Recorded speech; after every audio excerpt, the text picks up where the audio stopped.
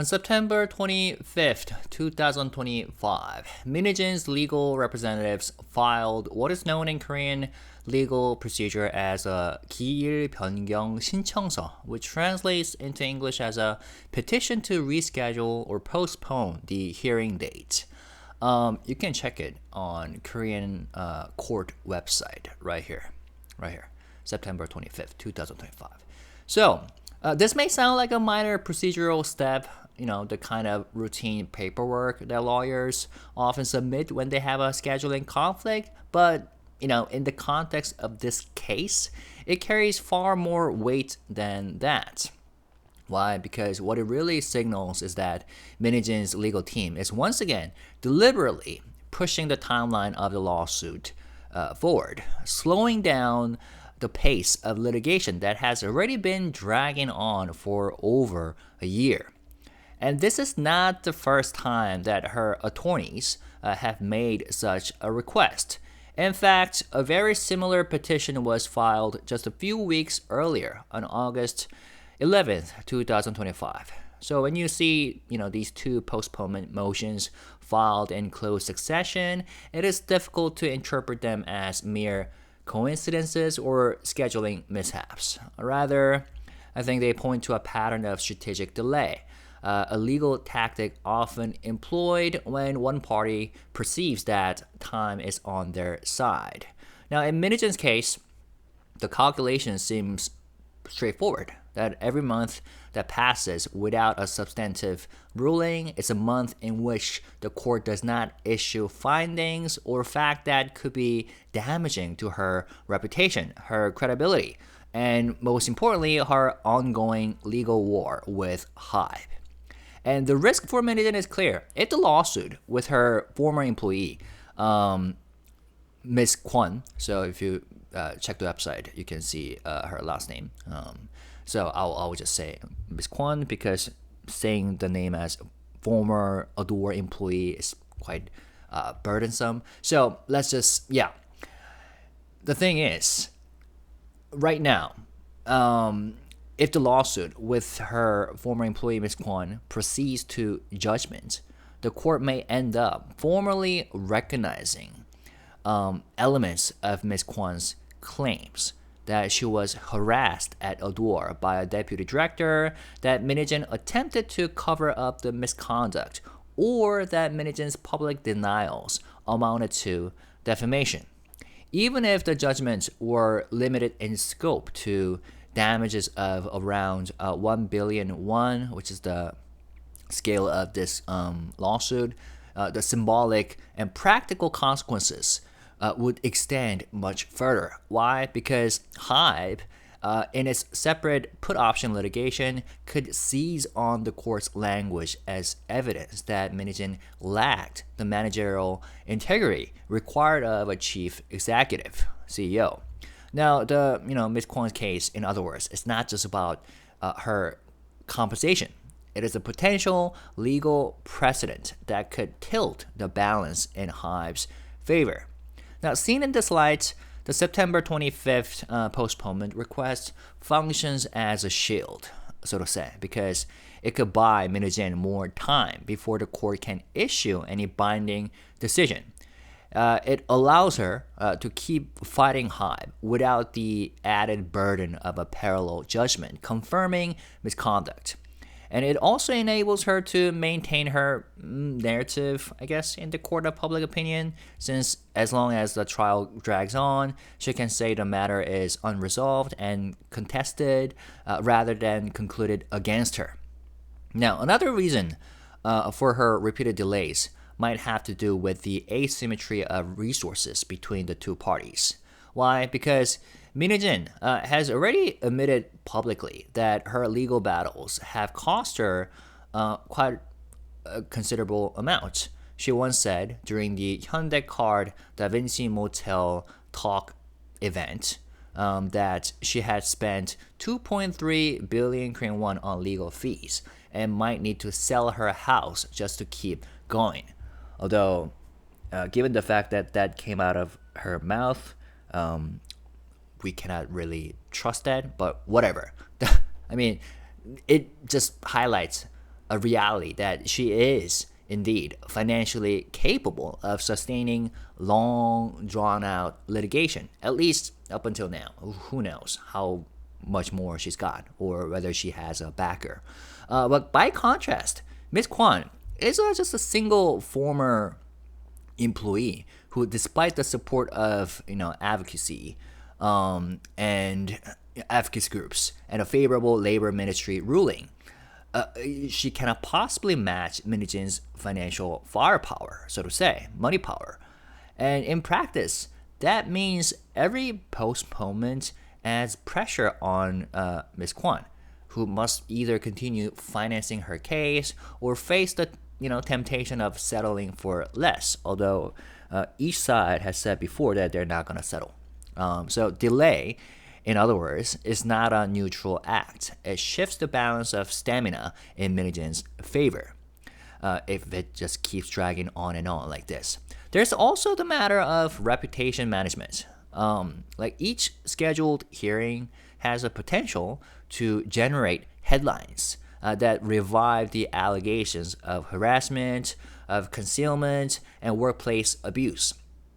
For Hee-jin, whose name has already been battered by her, Hee-jin issue, ADOR, Nugent's issue, and corporate fight with HYBE, another round of negative press could be damaging at precisely the wrong moment. So by postponing hearings, her team reduces the chances of fresh media cycles colliding with key moments in the HYBE dispute. So delays serve not only a legal function, but also a public relations function, I guess. It's also worth noting that the case is procedurally complex. So the record shows, if you click on 진행 내용, so here's the record. It shows multiple amended claims, verification requests, evidentiary submissions, and even disputes over video footage that allegedly depicts aspects of the harassment situation. And Hee-jin's team can plausibly argue that they need more time to review evidence, to prepare rebuttals, and coordinate their legal strategy. And courts could be often sympathetic to such requests, especially when both sides are introducing new materials and filing lengthy preparatory briefs. But when post-moment requests become too repetitive, as they now have, it becomes increasingly obvious that the underlying motive is less about preparation and more about control of timing. So ultimately, the September 25th filing is part of a broader pattern, I think. I don't know about you. Hee-jin is not simply defending herself against one lawsuit. She is fighting on multiple fronts, with the HYBE put option litigation looming as an existential threat to her career, if it still exists, and influence in the entertainment industry. And Ms. Kwon's lawsuit, while it's smaller in monetary terms, poses the danger of producing findings that HYBE can weaponize. So by delaying, Hee-jin is attempting to prevent the two cases from converging in a way that destroys her position. So for her, every postponement is a way of buying breathing room, holding the line and keeping the legal battlefield as fragmented as possible. Now, the unanswered question is how long the court will tolerate this strategy.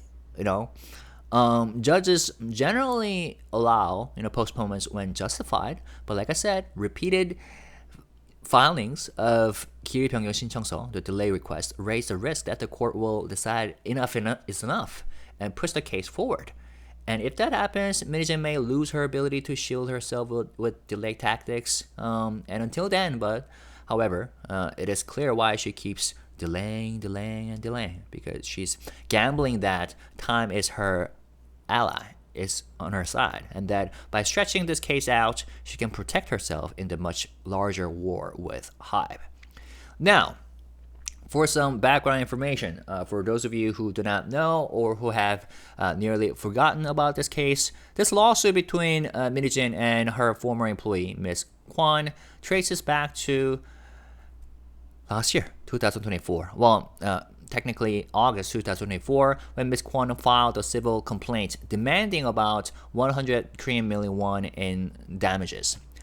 Her claim was that while working at ADOR, she was subjected to harassment by a deputy director, Lee Sang-woo, VP, and that Hee-jin not only failed to protect her, but actively attempted to conceal and excuse the misconduct, which was evident from her conversations with the VP, Lee Sang-woo.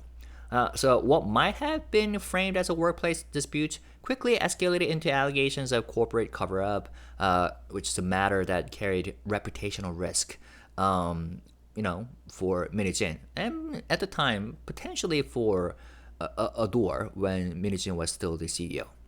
Now, from the outset, Hee-jin's legal team refused to concede any wrongdoing.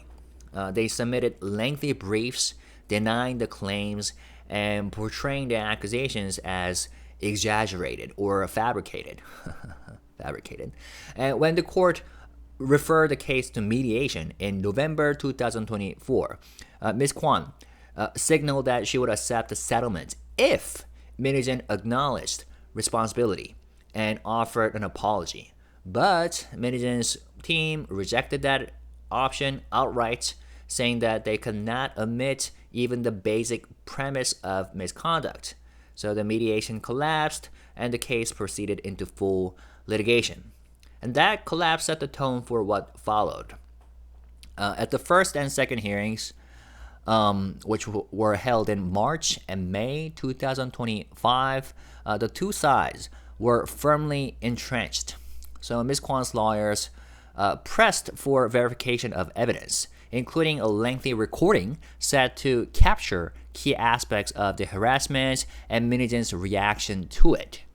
And Hee-jin's side countered by challenging the admissibility and context of such material, while the court asked both sides to prepare transcripts, which is a signal that judges were willing to weigh evidence rather than dismiss the matter as a simple clash of narratives. Now, outside the courtroom, the disputes intensified. In March 2025, the Ministry of Employment and Labor ruled in Ms. Kwon's favor, concluding that Hee-jin had committed workplace bullying and imposing a fine. And that was a rare outcome, as fewer than 2% of such complaints ever lead to penalties, according to Korean media. So for Ms. Kwon, it was a validation of her claims. That for Hee-jin, though, it meant that losing in civil war would only deepen the reputational blow. And the procedural record reflects how hard both sides have fought since then. So through the spring and summer, Ms. Kwon filed amended claims and additional briefs, while Hee-jin's team responded with counter filings and even reshuffled their attorneys. Yet, the most striking pattern has been Hee-jin's repeated attempts to, push the schedule back. On August 11th, like I said, 2025, her lawyers requested that the third hearing be postponed. Then just weeks later, on September 25th, they filed another petition for delay. So, again, this September 25th filing, 기일변경 신청서, or petition to reschedule a hearing, is not just routine paperwork. It shows Hee-jin's team deliberately stretching the timeline. Why? Because it buys her time. Again. So, the media has taken note of this tactic. In August 2025, TV Daily reported that the third hearing had been pushed back to October, emphasizing how long the case has already dragged on. And other outlets have highlighted how Ms. Kwon has secured property seizure orders on Hee-jin's assets and how she received ministry backing, contrasting that with Hee-jin's increasingly defensive public posture. Well, Hee-jin herself admitted in one appearance that the lawsuits were costing her how much? 2.3 billion. Yeah, so we have already talked about that she might need to sell her home, but whatever. So seen this way, again, the September 25th petition is part of a broader strategy: stall the proceedings and prevent momentum toward judgment and keep any damaging filings from bleeding into her conflict with HYBE. Now, when we go back to September 2024, About a year before the recent postponement filings, the conflict between Hee-jin and her former employee had already escalated into a battle, not only in the courtroom, but also in the court of public opinion. So in a Korean newspaper interview, the employee, identified at the time as BC or AC, like Miss A or Miss B, she described the situation as one of compounded harm. First, the direct harassment and mistreatment she allegedly endured inside ADOR, and then what she called the second wave of damage caused by Hee-jin's public denials. And according to Ms. Kwon, the first wound came from the deputy director's alleged misconduct and Hee-jin's role in brushing it aside. The second wound came later when Hee-jin published super lengthy public statements on social media, like 12 pages, 20 pages. It was super long, rejecting the allegations as fabricated and framing the complaint as a retaliatory false report. Now that I think about it, I mean, she even attached, her Kakao conversations with the former employee, but according to recent reports, she allegedly fabricated her own Kakao Talk conversation chats, screenshots that she submitted to court. So, I mean, we don't know whether that's true or not, but that has already,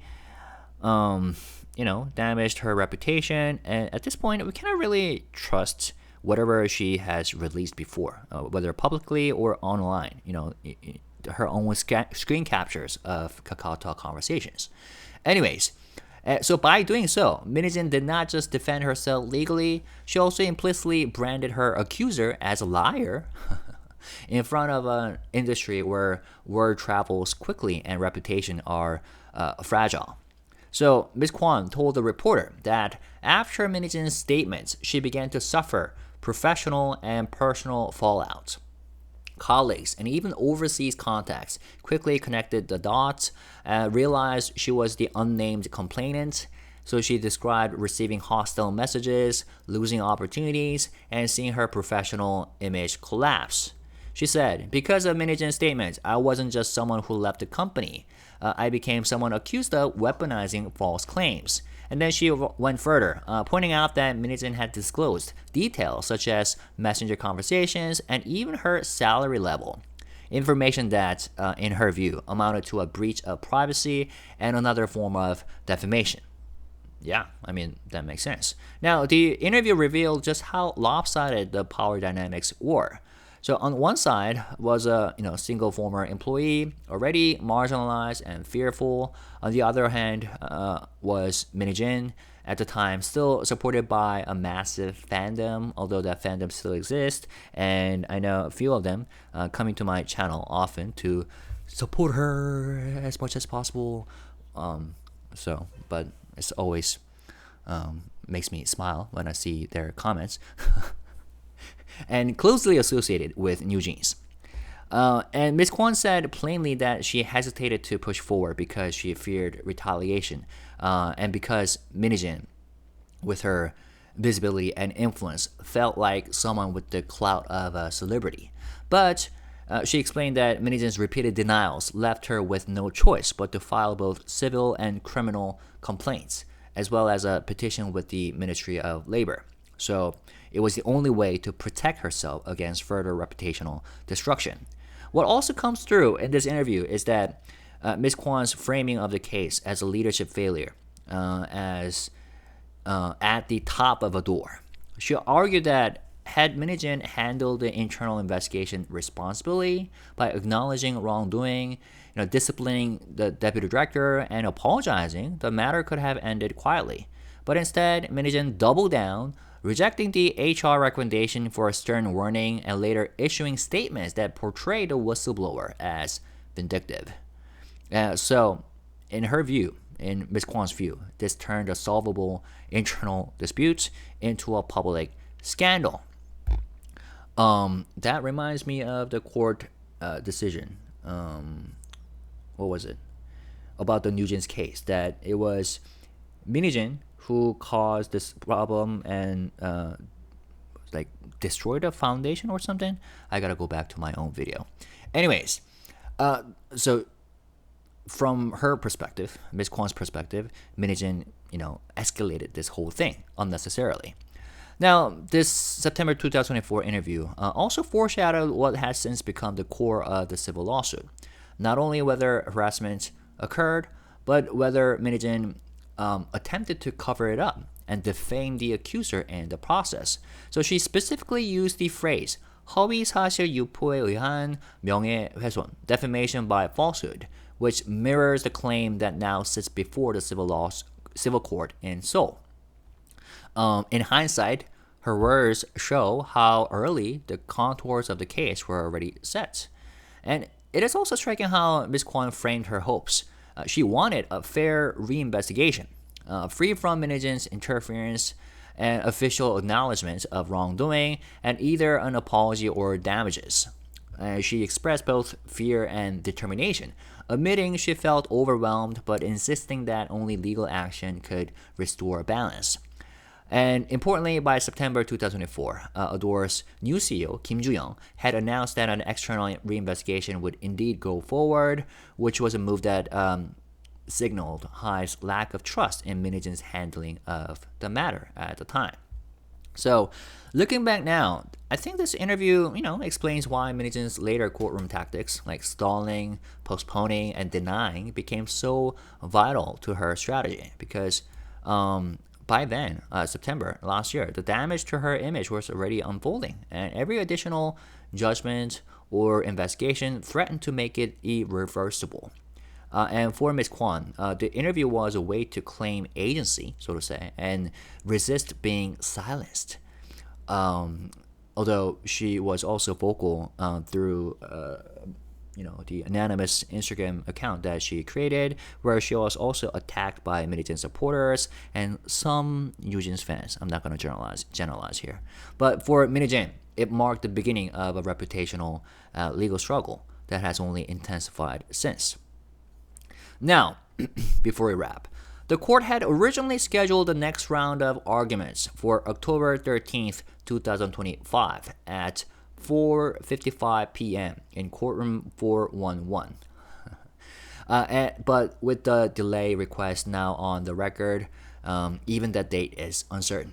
And if the court grants Min-jin's request, the third hearing will once again slide down the calendar, prolonging a case that has already stretched past the 1-year mark.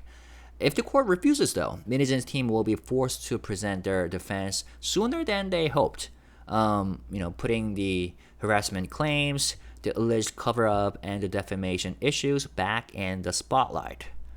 Now, what happens next will determine, not only the pace of this case, but also the balance of power in Min-jin's wider legal war.